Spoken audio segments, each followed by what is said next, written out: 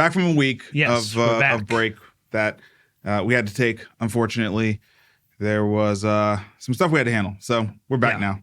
Hopefully we won't miss many times. But once in a while, we got to take care of internal things. That's right. So anyway, we are back. And the world feels like kind of it's a wild day today. Today, I mean, actually, we just went through the whole rundown of the show. We didn't even include the AT&T story. Yeah, right. Man, I don't think it's just today. I mean, I think the last 2 weeks. I mean, Navalny was killed last week. Yeah. Gosh, man, the whole Nikki Haley, Trump thing, the Fani Willis thing, and these are not even healthcare things, but they're just like the world. Yeah. Just going nuts. We got the political thing is just going to be bad. It's not even March yet. Yeah, that's what I mean. It's going to be bad for the next 9 months. Yeah, we got the healthcare stuff covered, but like, man, the last 2 weeks have been really, really intense. But stock market's doing fine. Yeah. How's your portfolio looking? It's okay as long as you're in the right names. That's good. My names happen to be growth oriented. So, and actually, I meant to bring it. I was getting it all ready for the show because the healthcare index, which is HLV, is the ticker. It was the best index year to date until yesterday, and now with Nvidia's craziness, we lost out to the tech indexes. But healthcare's had on a pretty good run. Yeah, look, it's steady Eddie, man. It's a place you want to be, and I think that bodes well for Nashville. You know, we're very well positioned to continue to know where it's going, to understand it, and to continue to innovate in it. So all that is really good. We got a big show, so let's dig in.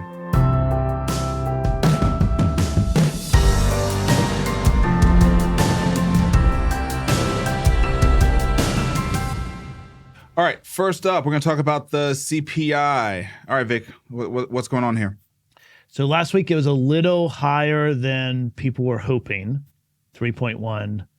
And so that sort of crushed people's hopes that the Fed will... We're not getting a cut. Yeah, we're not getting a cut. Yeah. We might not get a cut. I think we're not going to get a cut. Till second half of the year? I think until after the election. Wow. Now, maybe we'll get a 25 basis point cut in the summer. We don't really need a cut. We don't need a cut. I mean, that's the thing. We don't actually need it. Yes. Everything is kind of ripping. So where, the stock market, after having all-time highs, cannot look at the Fed and say, we need to cut. Yeah. You can't do it. I think, I'm not sure we've ever had a soft landing, but the Fed's doing a pretty good job to pull off a soft landing. Yes. And so GDP growth, all-time high stock market. Right. Real estate market starting to move again. Residential is moving again. Yeah. Even commercial is, in certain pockets, resurging. Yeah, I mean, there's starting to be transactions where buildings are sold at lower valuations, but it's not cratering the market, which is the American way. If you bought at really high prices and no one's signing leases anymore, maybe you should lose a little money. But that's very different than the entire market freezing up and not functioning. Yeah. So, I think it's great. And the banks still appear to be okay? Yeah. Yes. So inflation was 3.1, slightly higher, not at the 2%, where they want it to be. But the next image is cumulative price changes over a long period of time. And that's the one that really just struck me. Like, we talk about 3%, 5%, let's get to 2%. That's an annualized number. Right. We almost never have prices go down. Right. And it's annualized year over year. Yeah. So you the price of a car or a box of Wheaties is 3% higher this year than last year. You fail to see the compounding impact of that happening year over year. Right. Yes. And so the Labor Department puts out this cumulative price changes. And I think inflation is the slope of the line. And for people that are not able to watch, first of all, you should watch on YouTube. But we'll try to describe it. So starting at 2016, you kind of have like a slow, as we remember, inflation was pretty low. And so the slope of the line is positive, meaning it's sloped up, but at a pretty low rate. Yep. And that is thought to be healthy because it makes people spend or invest their dollars as opposed to just sit on cash. Deflation, meaning the slope going down, is really bad because then everyone holds their cash because I can buy more tomorrow than today. So I think you want a slight positive slope. But then sort of post-COVID, it went very, as we remember, really fast inflation. Yep. And then it's sort of, the Fed raised rates and it's sort of come back to a more normalized rate, 3%. But the angle of the curve from, what was that, 22 to 24 is still yeah, we want it to be at 2%, and it's at 3, right. 3, 4. Right, and so you get to really see how that changes the trajectory of overall price increases versus consumers. And I think this chart does a really good job of illustrating why, generally speaking, people don't feel like the economy is doing well. Yeah, right? I mean, the stuff that I had to pay $100 for in 2016, which wasn't that long ago, 8 years ago. Right. Now I have to pay $130 for it for the same thing. And wages have not kept up at that rate. Right. And so I think that is a real challenge. And it's particularly a challenge for people that don't have a lot of assets, meaning they're living paycheck to paycheck roughly, and they rent a house and they lease a car, and they are going backwards. Right. If you have assets like a car, a house, stock portfolio, then those have typically gone up more than inflation. I think what's particularly insidious and tricky is the $100 thing that now costs $130. You're not buying, if you're the average American, you're not buying that many of those. It's the thing that used to cost $1, and now costs $1.30. Right. You buy that every day. Yeah. Right. Multiple times a day, maybe. And that just, that's gas, right? That's a bunch of different stuff. And that just like eats away at your earnings. And if you're not earning it at a clip that can, significantly compensate for that increase, that's tough. That's tough. And it's tough to look around and feel like things are going great when you hear about GDP growth or you hear about Wall Street, all-time highs, when that's the kind of slope you're trying to overcome from an earnings perspective. Yeah. I mean, I'm not going to get it right, but say your take-home pay is $700 a week. Right. The other way to think about it is you now can buy 30% less food, gas, entertainment, movie tickets than you used to for that same amount. Yeah. So you in less than 10 years. Yes. I mean, it's really hard. That's hard. All right. Well, look, that's a good rundown. We don't have any feedback from the Fed right now, so we'll just continue to track the metrics, but always good to, review them and kind of see where we are. And generally speaking, from the investment world, we're okay. Kind of going to be flat and continuing to correct in some aspects and grow in other aspects, mostly AI. But for the general consumer, it's tough. Yeah.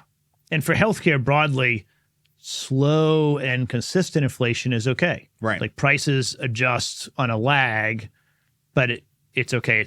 We, as an industry, have a lot of trouble with very fast inflation or up and down and all over the place. Yep.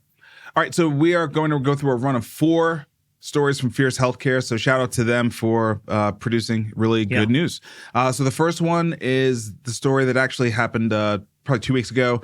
The bankruptcy of Kano Health. So this is a SPAC, one of those companies that ended up going public during the Fast and Furious high run-up, was pretty deep in partnership with Humana, and recently filed for Chapter 11. Just their debts exceed $1 billion, and they are a business that was pretty heavy as a provider in the Medicare Advantage space. So they recently sold some of their senior care stuff to Humana, to their CenterWell business line, but $1 billion in debt. And I think this is the tricky thing. The margins are so thin for these government-based businesses that when you're already not quite dialed in on your operating model, and you see a shift on the payment side of things or on the star rating side of things, I mean that swing can put you underwater really, really quickly. So yeah, we kind of talked about it last show, I think maybe 2 shows ago, about Amazon sort of pulling back and us saying that they'll keep coming, but primary care is a hard market. Yep. it's a really important market. I think it has a lot of power as far as the referral patterns. For sure. But Cano was in that group of darling, advanced primary care, really high growth companies, but they were really focused at Medicare Advantage particularly, and they didn't execute well enough, and it's a hard space. Yeah, so I mean, sad story, mostly because this was a publicly traded company, right? And we hate to see public market investors, get into a deal. It's pretty hyped up. It's in the healthcare space, so seems like they're providing care for seniors. All the things that you might look at and say this is a company I might want to invest in, and then that company ends up going upside down. So in general, the sad. SPAC companies have not performed well. Yes. There's probably a reason for the IPO underwriting process that is maybe frustratingly slow, but healthy. Yeah. And I mean, look, here's the thing. I think that we that are investors that really need a healthy IPO market, we need to be champions for smart regulation on companies going public, right? I mean, the SPAC thing, that was, unfortunately, that was driven by a lot of private market investors. That's the truth. We found a loophole. The world was distracted, right? Yeah. The world was distracted. The world wanted proof that the economy was still working. And we shoved a bunch of companies that had no business being publicly traded companies onto the public market. That we collectively, the private investor industry, we did that. And it just shows that, the incentives have to be aligned, but you also have to have some smart regulation in place, because you can't trust us either, unfortunately. And I don't mean you and I mean, look, economic actors act in their own short-term best interest, and they will gladly hand the bag over to the general public. Gladly. No problem. Yeah. No problem. Yeah. I mean, I think it is, both things can be true. We have to find a way to get more companies public. There's not enough volume of companies that are public now compared to 20 years ago. Right. It's a lot more expensive. It's a lot harder, a lot more regulatory burden to be public. And yet we need to protect the public so they're not buying things that maybe are not well developed enough to be public. Yeah. I mean, it's short-sighted, right? Okay. Yeah. You get away with it for a year, but then you're going to pay for it in subsequent years, right? Yeah. And unfortunately, no one's going to feel bad for you. Right. Yeah. But the people that put together the SPAC deals typically got out before the bankruptcy. You know what I would love to see? I'd love to see a rundown of the breakdown by sector and subsector of these SPACs. Yeah. Because we've covered a fair number of healthcare ones, right? I mean, Pear Therapeutics, we've covered Cano. I know that there's stuff in the biotech space that went out via SPAC that had no business going out via SPAC. Did Clover go out via SPAC? I think it did. I think Clover was a Chamath SPAC. There's a lot of healthcare SPACs. Yeah. I mean, I'd be interested to see how that weighs up against other subsectors, Yeah. I mean, the SPACs as a whole are really bad. I don't know if we are better or worse, but we can definitely try to find a guest maybe who really knows that space. Well, we should ask Emily to get some metrics for us. Yeah. Okay, now let's go to some happy news in the healthcare space. Yeah. Health systems, nonprofit health systems. Kaiser Permanente, $4.1 billion of profit exceeds $100 billion of operating revenues in 2023. I mean, clap for the boys. That is unreal. Those operating revenues are what is that? 25% of sort of a UHG from an operating revenue perspective. That's pretty damn good for a health system. Yeah, and all of them. I mean, HCA Tenet came out first, and we have 3 or 4 today. They're all doing well. Yeah, the health systems are back. The labor expense has come down, and the patient volume and acuity. The thing I was surprised about is the acuity. Yeah. I mean, unfortunately, a bunch of stuff was delayed during COVID, and now patients are coming back, and they're a lot sicker. They're more expensive, and that's unfortunately that drives more patient volume, more billables. Yep, that's right. That's right. So anyway, look, I mean, congratulations to Kaiser. Obviously, they are continuing to move forward on their merger with Geisinger, the Risant Health effort. that's going to be, I think, something to watch in the future as we see two giants in the nonprofit space, in the nonprofit payvider space, really merging, bringing best practices together, giving coast-to-coast coverage, and then probably looking at what businesses they can add in the middle of the United States to their fabric. So just impressive results for Kaiser. Yeah, and I think we need the healthy competitive dynamic where there are health systems that are strong enough and begin underwriting care to keep the payviders that really started on the payer side, keep them honest and keep it right. Absolutely. We need a healthy dynamic here. Yeah. And look, I think the other thing is, like, we need examples to point out to the health system world that you guys can do the payvider model too. Now, of course, Kaiser's been doing it for a very, very long time. It's like embedded into their DNA. So it's not something that can easily be done. But for everyone who's complaining about the payers doing it, it's great to have an example of a company like Kaiser that's doing it as well. Yes. Right. All right. Ascension. This is a great turnaround story.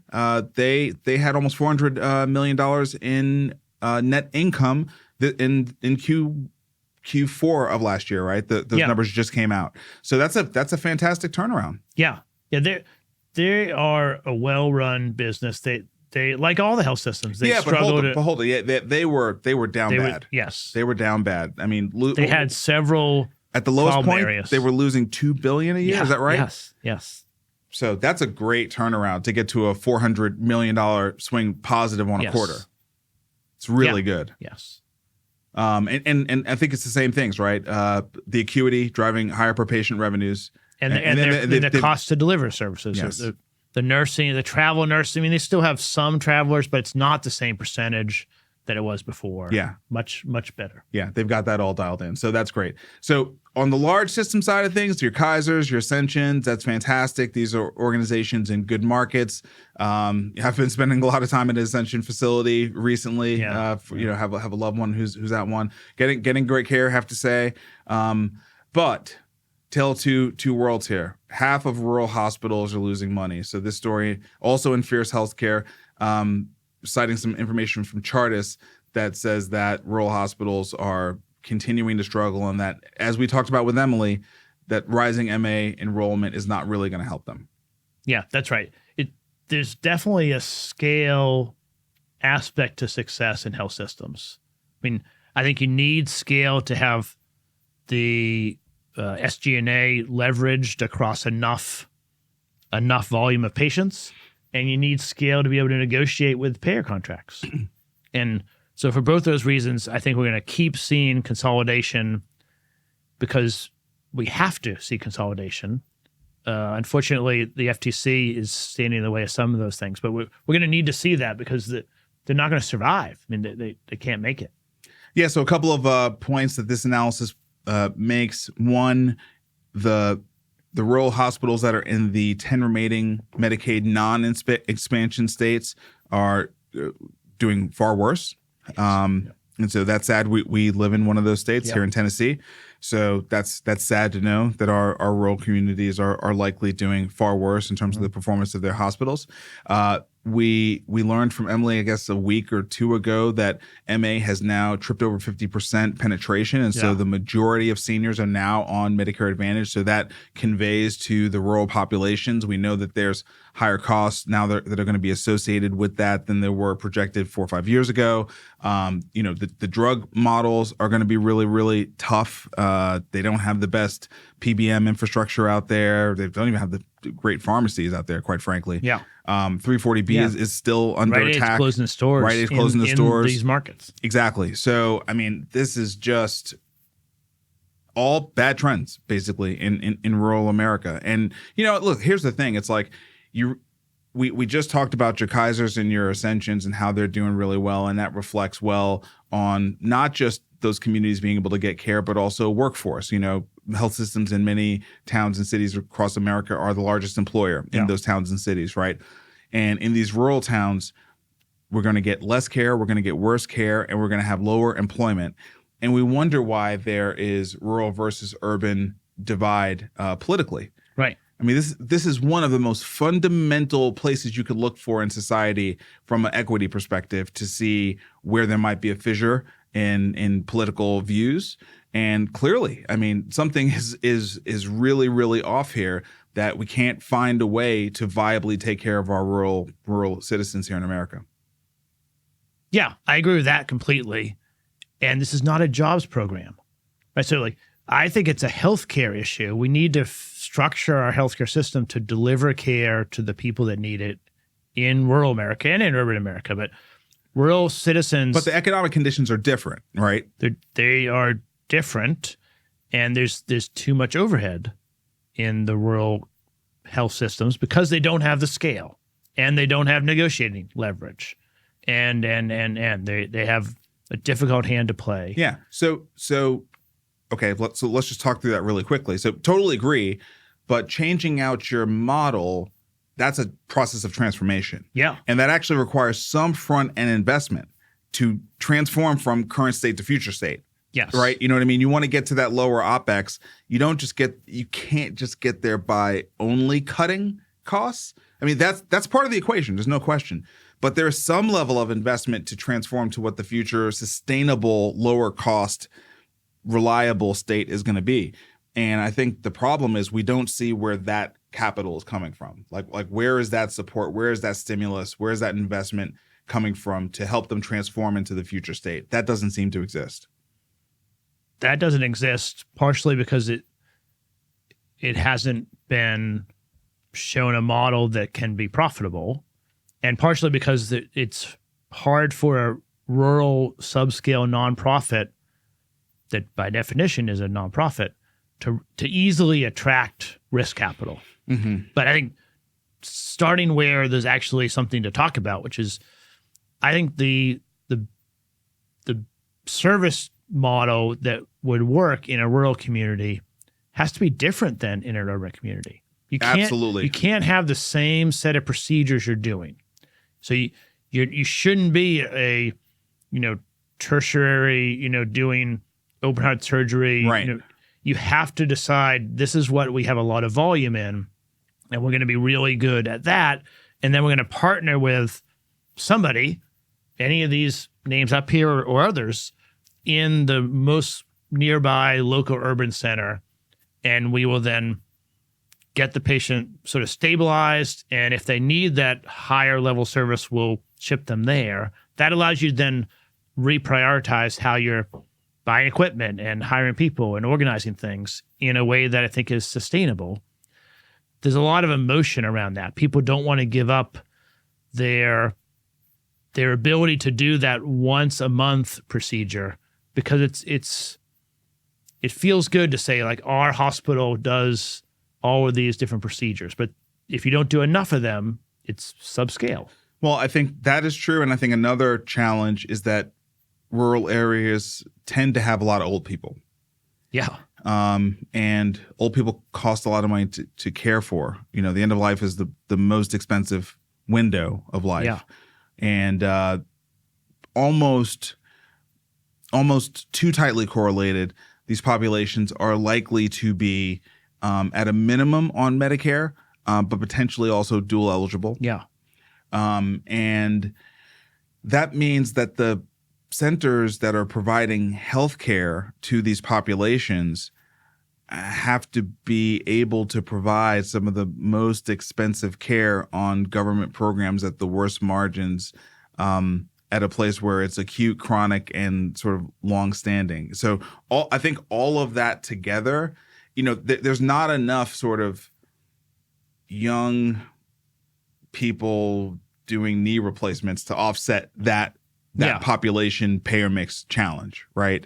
And so I'm not sure what the answer is there, but that's a very, very difficult problem because it's a problem even in urban settings, right? I mean, we're not ready as an overall healthcare system. I'm living it right now. We're not ready as an overall healthcare system to care for our elders at the scale. But they're aging every day. Right. They're coming. Right. I mean, like, as you get to be 75, 78, 80, 82, 85, by definition, you need more healthcare. You absolutely do. Yeah. And I guess what I'm saying is that healthcare costs money. Yeah. And if you are dealing with a population that is likely to have pensions plus their Social Security plus, a good Medicare package plus some savings, maybe some long-term insurance, right? Just the overall profile of the payer. Not really, I mean the patient there, but of the payer, it's just better in the urban setting, generally speaking, than it is in the rural setting. And so, even as we talk about, okay, we need to shift these things, thinking about doing that where most of your patients are likely to be seniors, that's tough. Yeah, that's tough because that's a group that needs a lot of intense care, And home health is hard. Like home health is not the panacea that people are making it out to be. It's really not. Not when it comes to seniors. Like if you're talking about acute recovery from something and you're choosing your home as opposed to recovering in a bed. Home health for a 3-week recovery is different than home health for the rest of your life. That's the point. Yeah. Two very, very, very different things. And we don't reimburse it at a level where it's possible to deliver the care that we all would expect for our loved ones. Yeah. I think people are going to be shocked when they get there and it's time to consider home health versus, sort of a nursing home or whatever. And you when you understand what home health is and what home health is versus caregiving, like when you really understand that, you start realizing why people make the hard choice to do assisted living, why people make the hard choice to do a nursing home, because for most people, it's not viable. Yes. You cannot. Home health, as it is reimbursed today and delivered, does not care for people enough without multiple non-paid family caregivers also supporting many, many hours. Yes. And that is not possible for many families, and it's not sustainable. So that whole system needs to be redone. That's right. All right. We went down a little bit of a rabbit hole there. We are looking for innovators to come with a solution for that. That's right. All right. One more story, then we're going to take a break. Our neighbors, ChangeHealthcare. I mean, a story, a company you've got history with, Vic. You literally funded ChangeHealthcare that MDion purchased and then changed the name of the whole company. I was a seed investor in it, and they are shut down now. Yeah. They got a Cyberattack, I think yesterday, I believe. Yeah. And it's not functioning. And I don't know the stats, but it's over half all the payments touch ChangeHealthcare in some way. Pharmacies are not able to dispense drugs. They can't check if you are covered or not. They don't know how to bill. The systems don't work. And so it's pretty scary, honestly. Well, look, I feel like every once in a while we talk about cybersecurity, and I can't remember if you shared it with me or I shared it with you, but the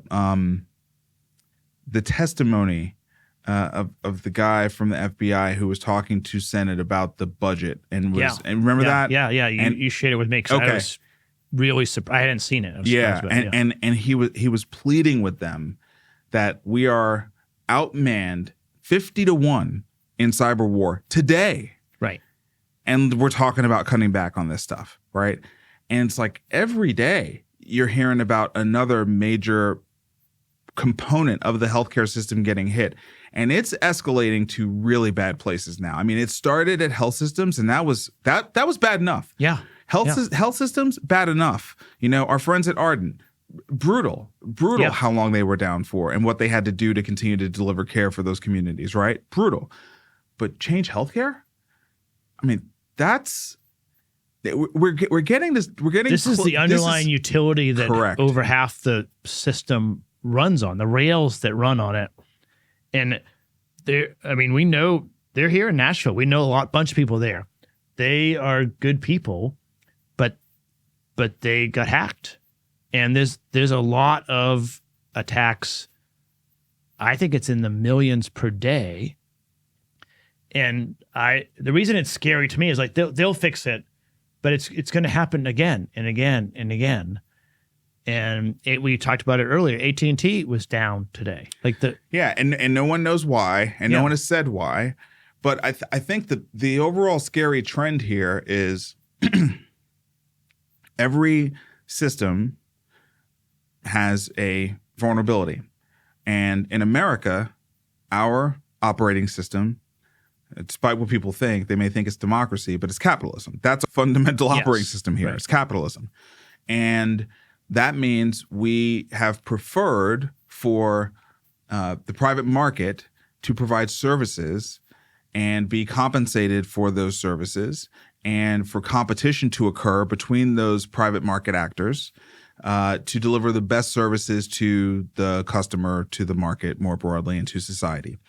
And we've now reached sort of a logical conclusion where these companies have gotten so big that they are in effect utilities. They're not government entities at all. They are private market companies. Right. But the services they provide are so core to our societal operations that they're fundamentally utilities. And so then the question becomes, in an era where cyber attacks are not just about holding someone up for ransom, but they could be part of geopolitical tensions, are companies really equipped to protect themselves against enemies, foreign enemies of the United States of America? No. I mean, that's an easy question. They're not prepared. That's why it's scary. That they're not incented that way. You don't win a deal because you haven't been hacked in the last 10 years. And so you're incented to invest enough to like do the bare minimum. But as we talked about a couple of shows ago, it's defending is much harder than attacking. Right? So you can be a thinly capitalized bad actor in some other country. First of all, you're in another country with very little rules, low cost of living. It's easy to fund that attack. And then you don't need that many people to spin up 30 AIs that are going to attack all over the place. And yet ChangeHealthcare has to fend off those things. And let's say that they get 20 million attacks a day.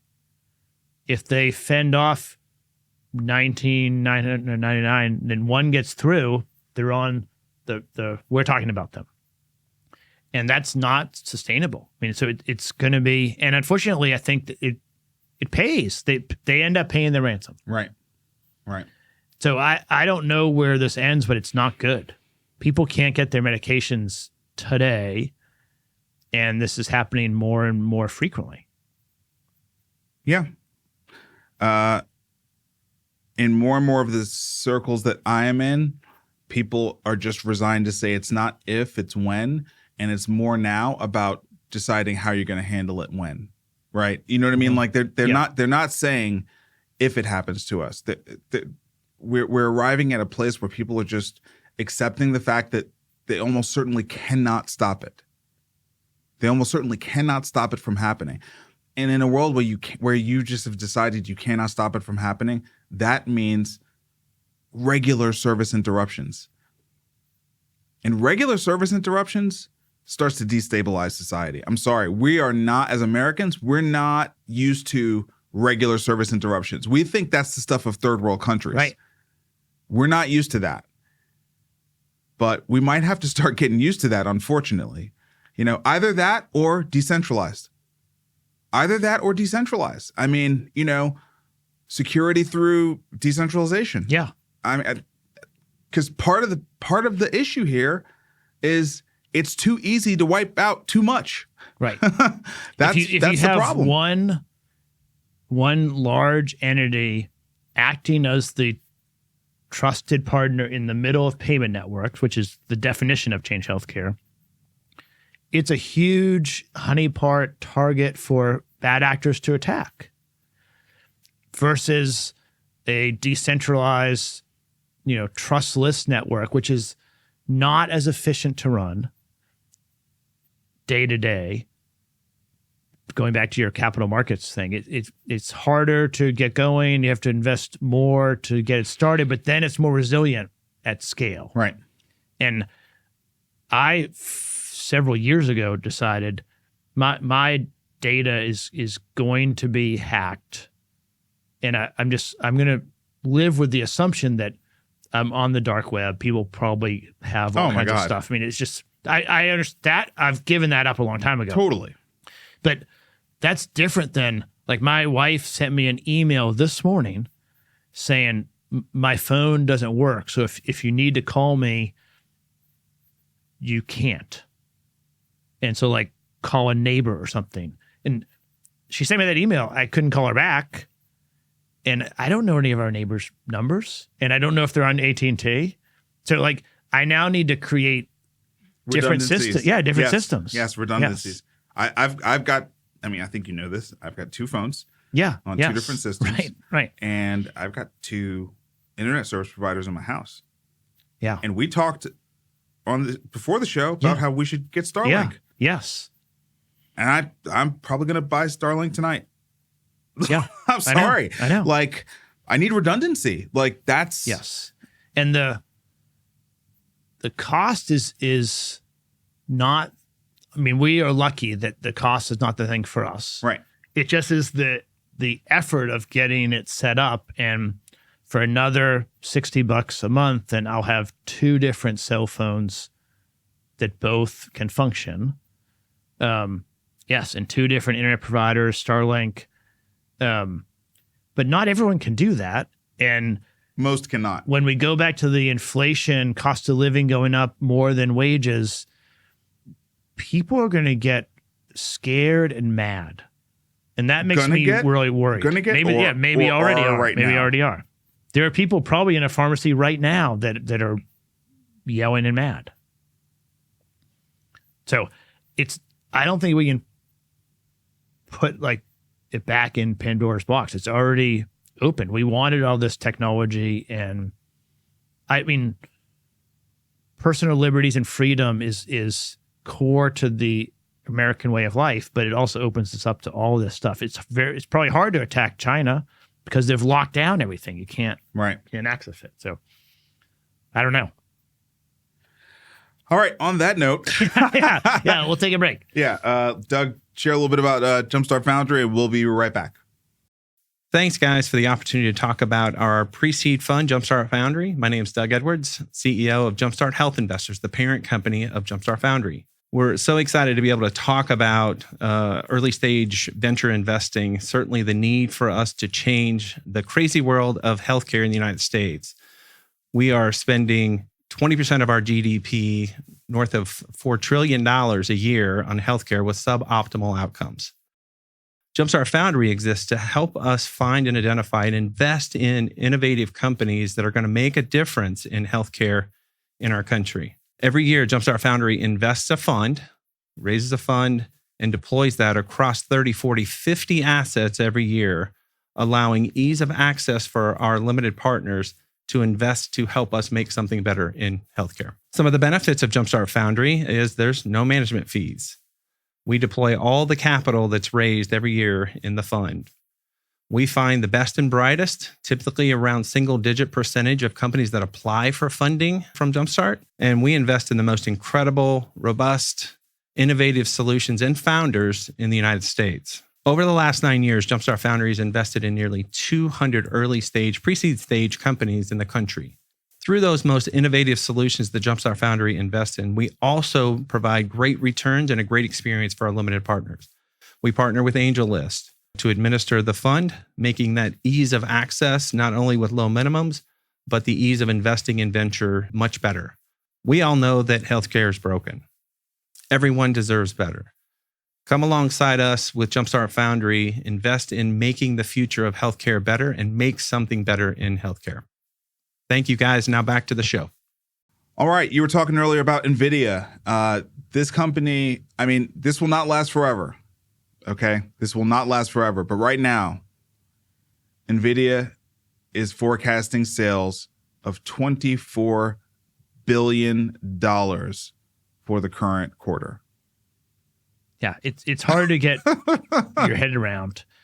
They are, I think they hit 2 trillion today. They're either right at 2 trillion market cap or right over 2 trillion.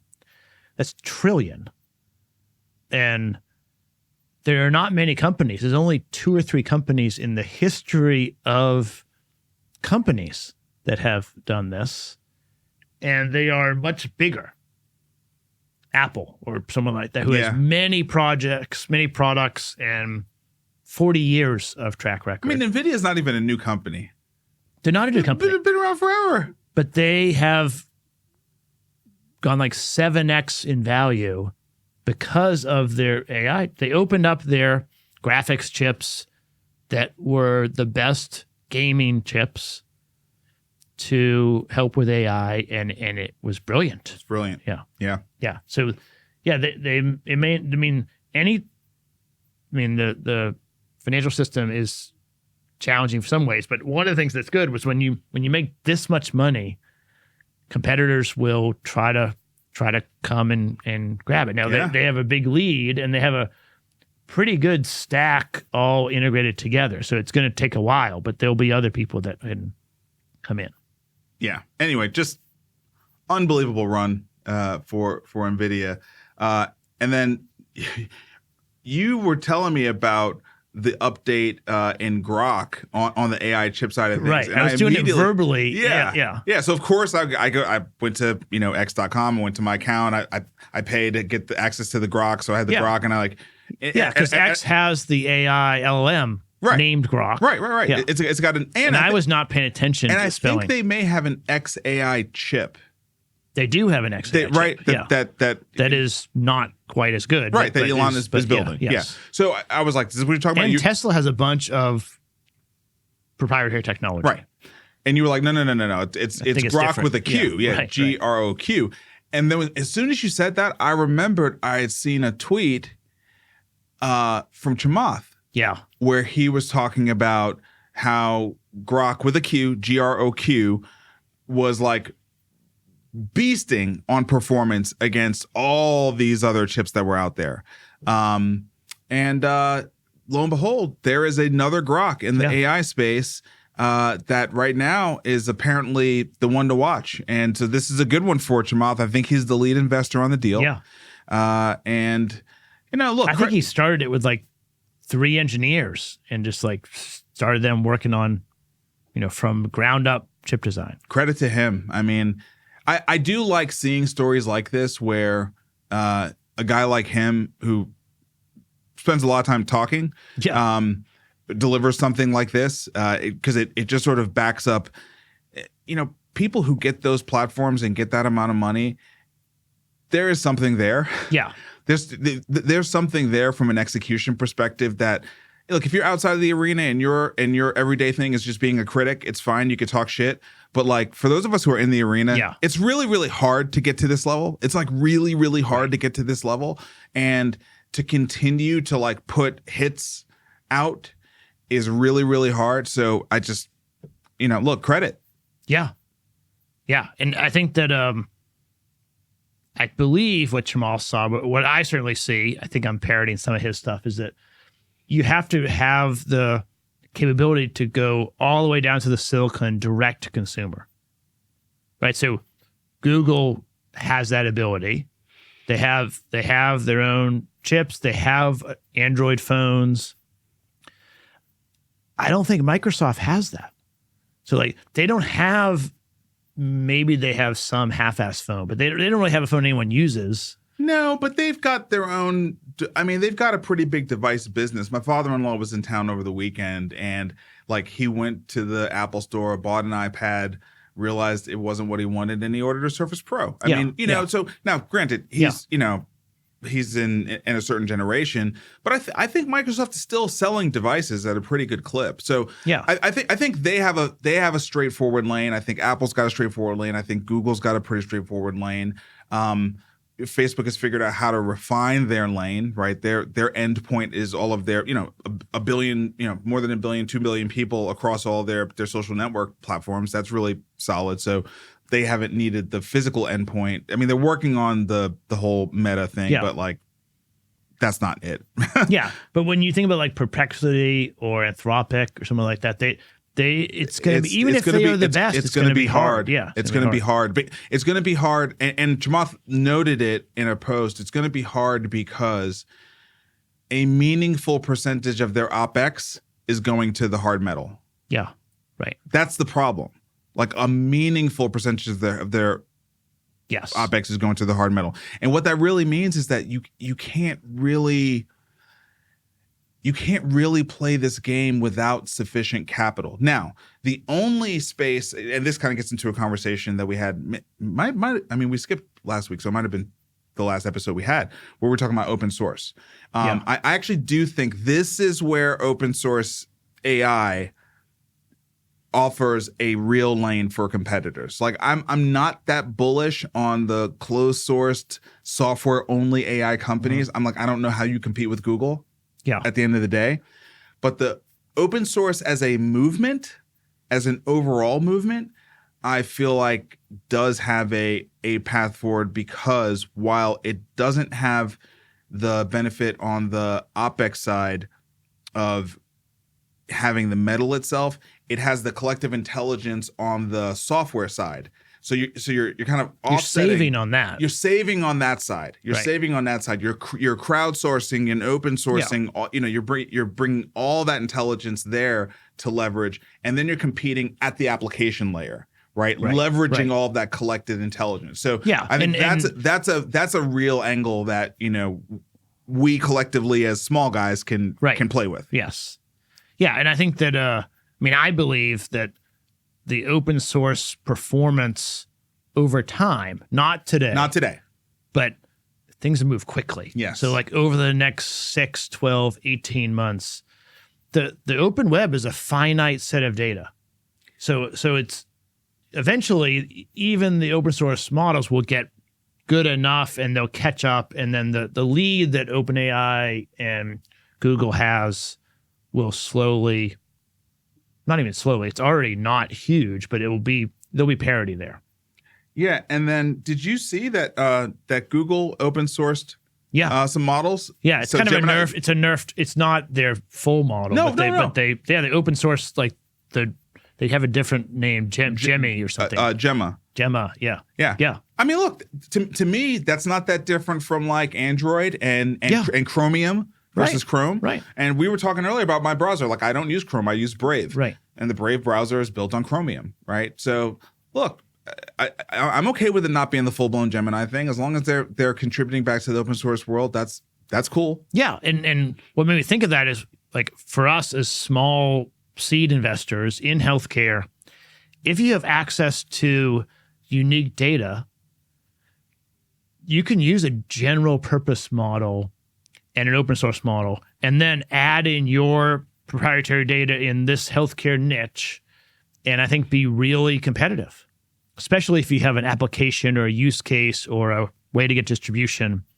So I think that's going to be a really interesting place for investment over time.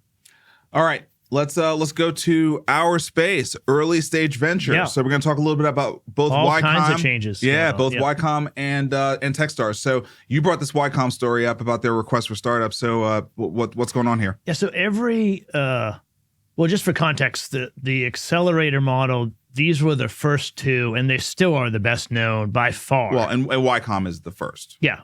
YCom is the first, and then the next one we're going to talk about is the second. Yeah. Really. But YCom is the first. They have the lion's share of the huge unicorn wins. And every 5 to 7 years, it's not an organized thing, I don't think, they come out with like what they want to invest in now.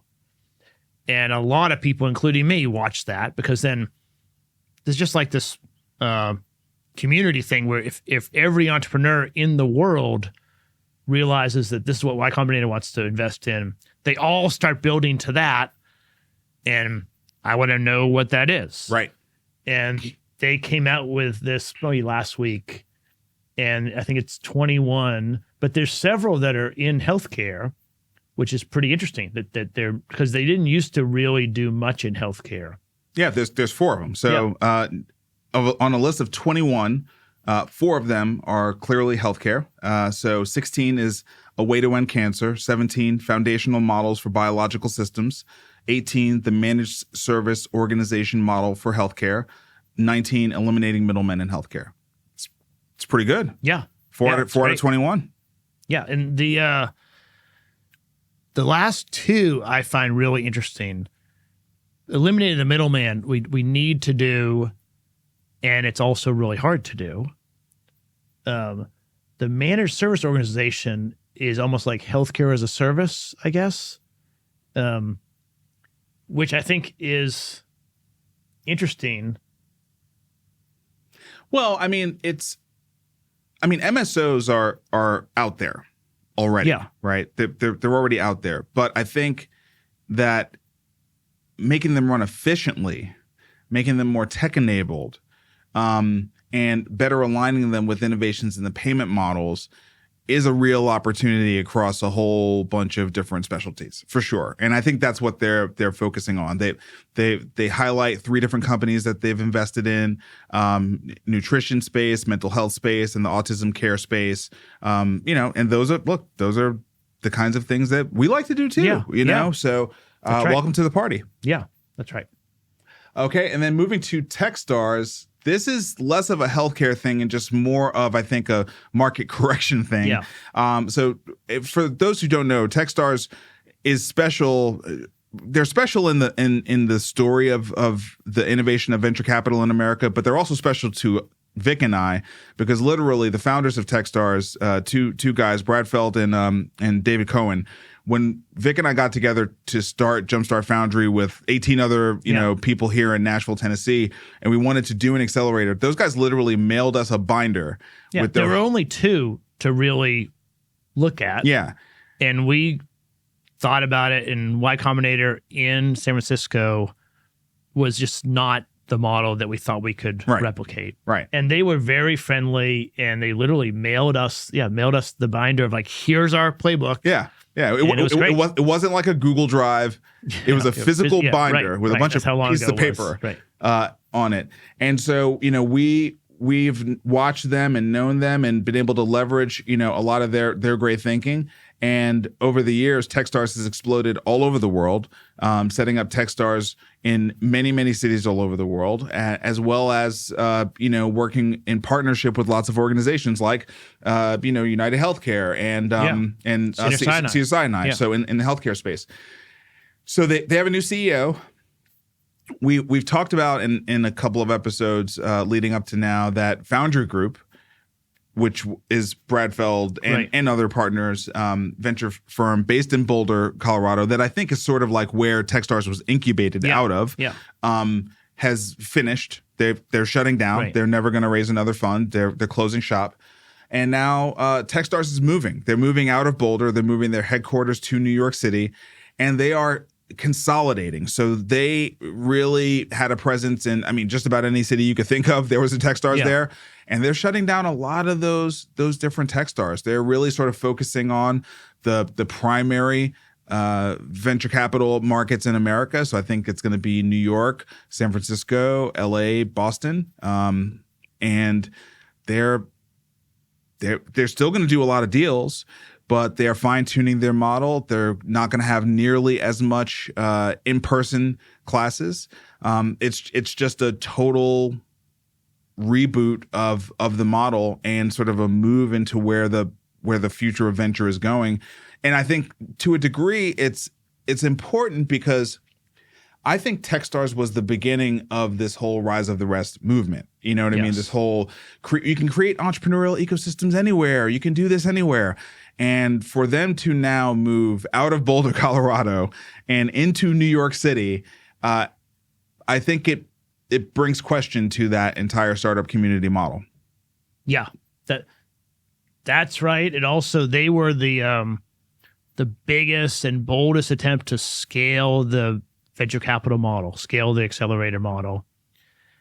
And it's a hard thing to scale because it requires a lot of teaching and advice and helping one team of 3 founders figure out something, and sort of letting a community of people that have 2 hours of training take on that is hard to accomplish successfully. They'd had a lot of good success, but I think it is sort of it's a correction.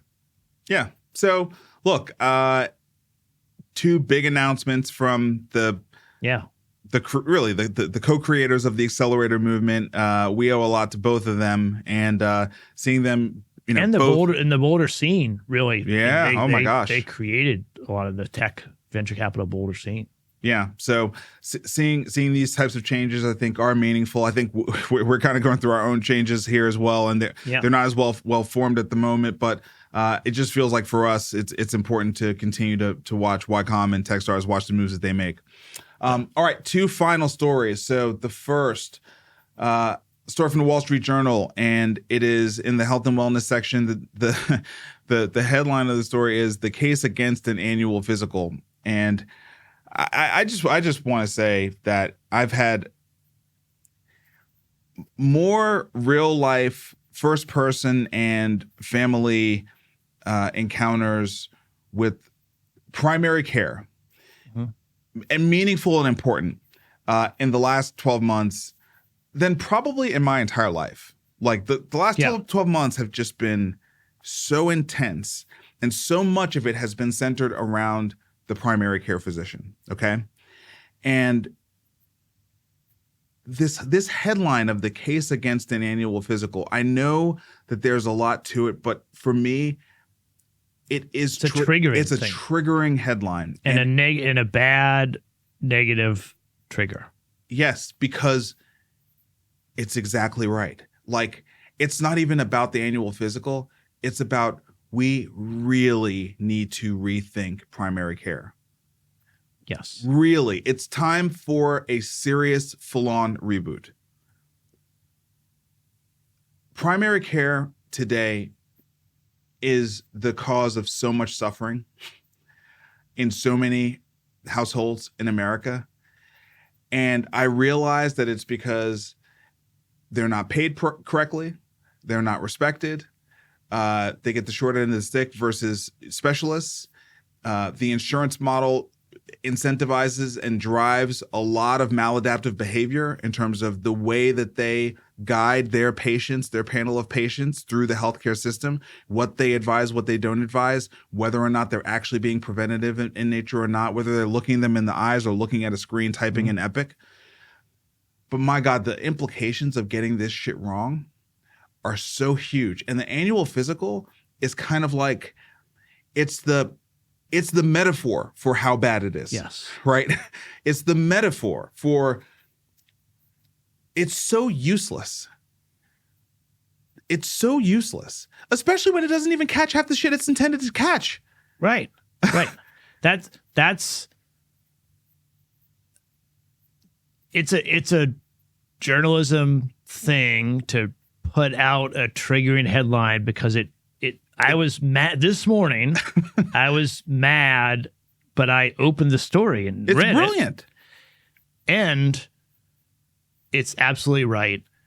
I don't want to go wait in the waiting room and then have to strip down to the gown and wait in the office room, the patient room, for 20, 30 minutes. Who knows what is going on? I've had to leave the room and go look for my doctor before, right. And I have a good doctor.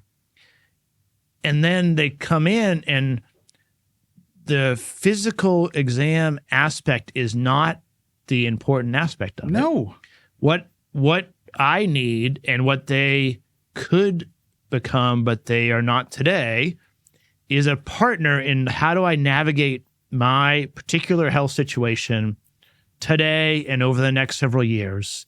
How should I think about my diet? What diagnostic things should I get? Really be my partner thinking through this. And the problem is we don't reimburse that way. We don't pay them to do that. And it's the most challenging specialty because of the reimbursement model is just misaligned, I think.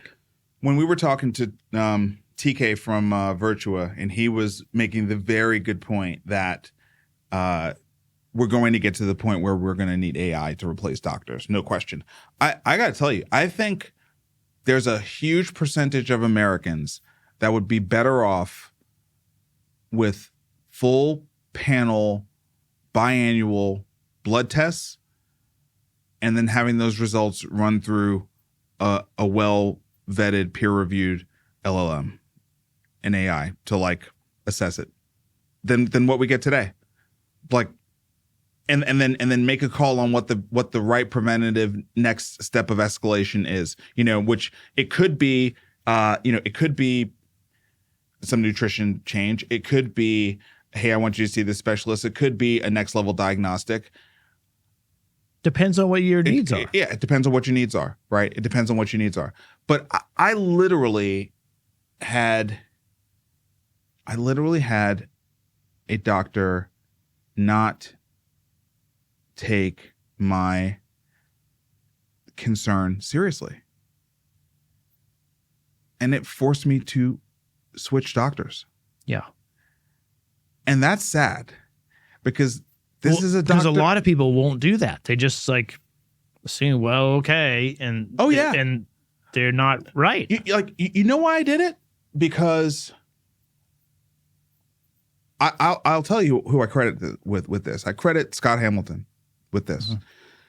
Because when I was getting to know Scott, we went to breakfast, and one of the things that he said that really stuck out to me, and for the listeners, like if you don't, I'm talking about Scott Hamilton, the Olympic gold medalist in figure skating. Scott is a cancer survivor, warrior, runs a fantastic foundation that I get to be on the board of, and he's based here in Nashville, Tennessee. So we had breakfast one day, and he was telling me, you need a seventh opinion, right? Right. And that really makes it an important point, doesn't it? Right? You can't even stop at a second opinion. You need a seventh opinion. And what that tells you— the first six are all different. Well, what it tells you is you have to be your own advocate. Yes. You cannot cede control of your health to a third party. Like, this is the weirdest thing about our healthcare industry, right? We have a fundamental knowledge of the principal agent problem in almost every other domain. Yeah. We know in almost every other domain, it is your responsibility if you are the principal. And if you have an agent, you have to watch their incentives. Yeah. If I'm buying a house, I want a realtor, but I don't trust them 100% because I understand. You have to check your work. Yes, right. Only in medicine, where the stakes are the highest, do we cede control to physicians as sovereign. Right. It's nuts. It's nuts. And literally, like, there will be people who will hear me say this and will have a visceral reaction and feel that I am like being immoral in what I'm saying right now. Like, that's how baked into the system this is. Forget how many people die due to improper diagnosis, failure to diagnose, failure to act fast enough. Like, anyway. Yeah. I mean, just start with what we call the people in the interaction. Like, patient, I think, means you wait politely and then do what you're told. That's right. And that's not how I behave in any other interaction. That's not how I behave in healthcare either. But it is it's a cultural thing back probably 100 years. And it has to change. It's got to change. And I'm sorry, docs. We gotta. I want a blood test and AI, but I also want. It doesn't even need to be an MD, but I would like someone who is empathetic and can help me navigate whatever the AI says, because it can be scary. And it can be complicated. Oh, listen, I'm not saying... it may be that it's a health coach. It doesn't have to be necessarily, but I think we will need humans.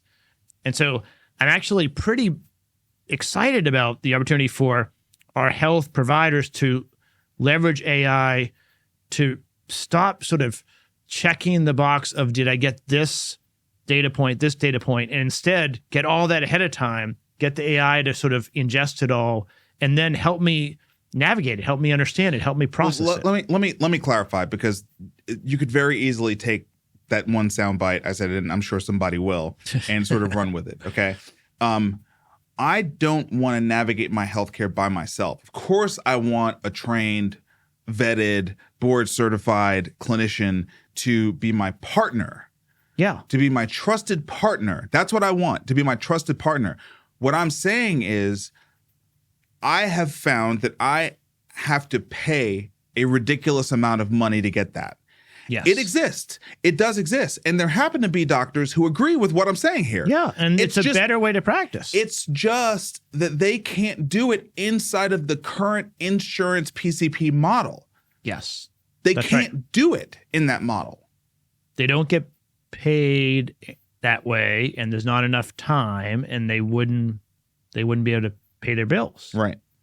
And that is sad because we are taking generations of people that really want to go into medicine to care for patients, and we're systematically teaching them you can't go into primary care unless you don't want to make much money. And that's wrong and not good. All right. So I will we'll post this. There's a JAMA study. So like once you get beyond the headline, there's a JAMA study that looked at the actual data, and the facts are that the annual physical does not improve health outcomes unless the physician takes time to review all of your social determinants of health, all the things that you are interacting with in order to try to prevent future chronic disease, which they almost never do that. So the role of coming in and interacting with a healthcare professional is valuable only if they teach the patient, which I need to start, teach the person about how to navigate their health, how to be more healthy. It doesn't matter what my heart sounded like or what my lungs sounded like, because it's a one-time data point and it's just not statistically relevant.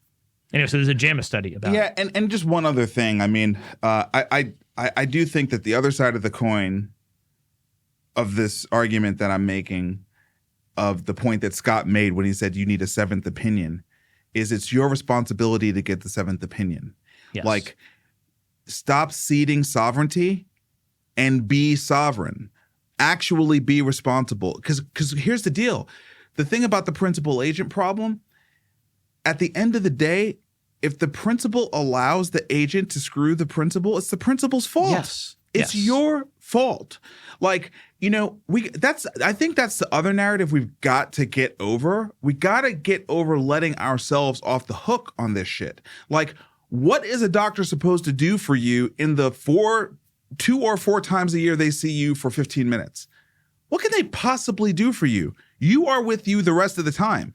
Like, even if they told you every right thing to do. Yeah, you have to take initiative yourself. You then have to walk out the door and go do it or not do it, right? So, look. It is an important topic, obviously. And so, I don't like the headline. It caused me to read it and us to talk about it. Final story, and I will be far less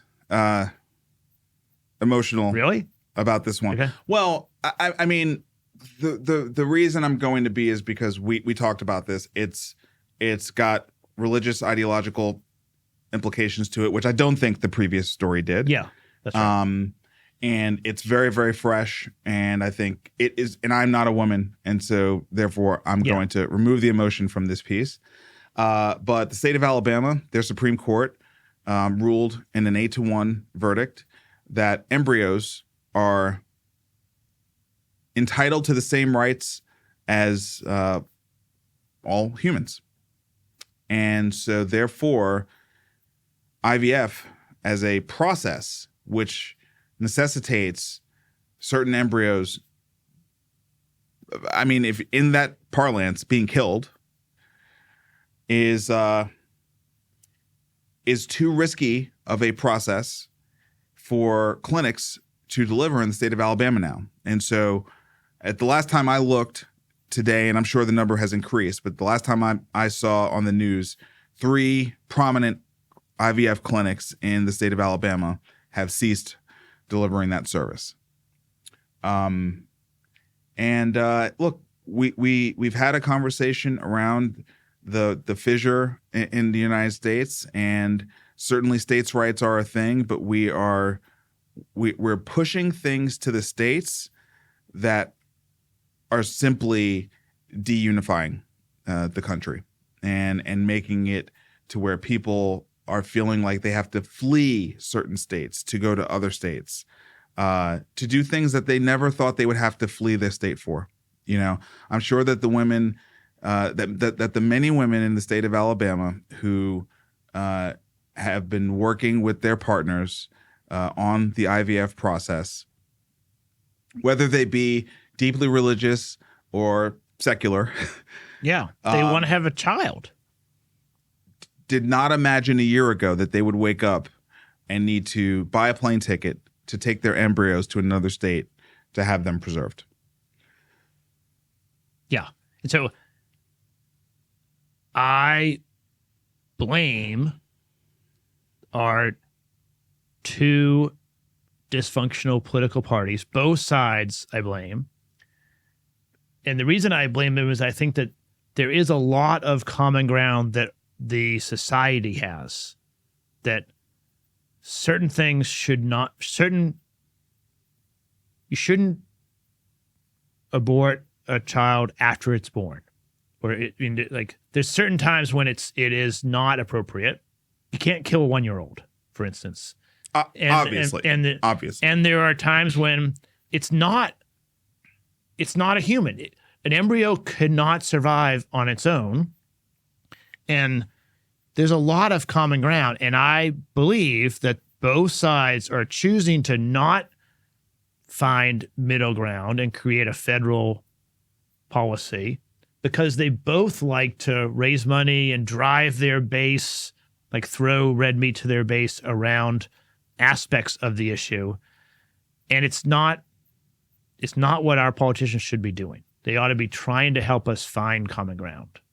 And I think it's sad. There are people in Alabama that want to have a child, and not everyone can buy a plane ticket and fly to another state. Of course not. Yeah, but also there is a little bit of like correlation costs money here. Anyway. Yeah, there's a little bit of correlation here. But look, I mean, at the highest level, I certainly agree with you. We have devolved objectively, this issue aside, we've devolved to a place where our political parties seem to exist to fight each other. Yeah, they're not trying to solve anything because that makes it harder to fight. Yeah, they seem to exist to fight each other. They seem to only be able to fix their lips to talk about each other, except for when they're talking about themselves and they're fighting within themselves. And we have that in both parties. We have that in both parties. On this particular issue, this is clearly Alabama breaking from what was the norm. And I think we have to identify that. That this is Alabama breaking from what was the norm across the other 50 states. IVF was a procedure that prior to today, you were able to deliver in any of the states in the United States of America. I have never heard anyone claim in any way that it was not appropriate. Yeah. And I know people who are deeply Christian, deeply patriotic, and certainly Republicans who have conceived via IVF. And this outcome, this is an outcome of the Republican Party. Alabama is a deeply red state. This would not have been able to get through if it was not if it was not part of the agenda of the Republican Party of the state of Alabama. It's important to say that. Governor Kemp of Georgia has already come out and said he wants to protect the right for IVF in his state. So, we're not going to make this a national Republican issue. But in the state of Alabama, the Republican Party in the state of Alabama, this was part of their agenda. And that's why it's arrived. And Tennessee is not that much different. Oh, come on. Of course not. So Alabama is maybe the most conservative, most deep red state, but Tennessee's right behind it. My mother called me last weekend because she saw something on TV about Nashville. Oh, the Nazis? The Nazi thing, which is marching through downtown. Yeah. And yes, I believe in free speech, but I also am embarrassed that that's going on in Nashville. Yeah. So, God, I hate when we end on a somber note. I hate when we do it, but what to say? What to say? I certainly am very sorry to the citizens of the state of Alabama for whom this is life altering, right? I mean, you know, for some families, they're going to have to move. They're going to have to move, you know? Yeah. And that's sad. And it just seems so wholly unnecessary. So I don't know. I don't know what to say. I mean, I do understand that this kind of law is coming from, I mean, look, Nikki Haley agreed with it. So, you know, I mean, I do understand that this law is coming from an ethical and a moral foundation based in religion, based in deep belief, and those beliefs from the people that hold them deeply and would fight for something like this believe that they are doing the right and the good thing. I objectively understand that. I don't believe that's that common. I do. Look, I believe many of the people who have done many really bad things in the past have thought they were the good people. That's definitely true. That's what I'm saying. True. That's what I'm saying. That's what I'm saying. But there's political and career benefit to making a big new case precedent. And the thing that I'm worried about is it's an escalating thing. Like there's going to be more and more blue and red states that do crazy stuff that they shouldn't.